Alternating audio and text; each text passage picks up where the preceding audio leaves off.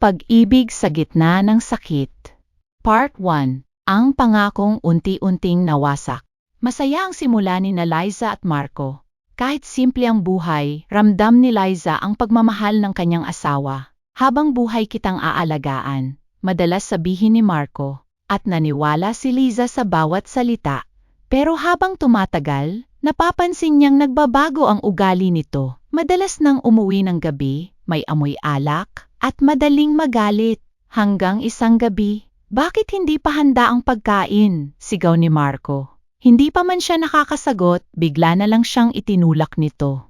Napaupo si Liza sa sahig, hawak ang kanyang braso, nanginginig.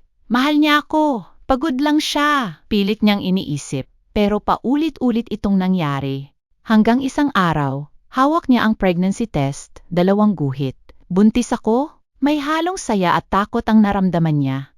Pagdating ni Marco, agad niya itong sinalubong. Marco, may baby na tayo. Ngunit nanlamig ang mukha nito. Sigurado ka ba dyan? Malamig na sagot. Napatigil si Liza. At bago pa siya makapagsalita, paano kung hindi akin yan?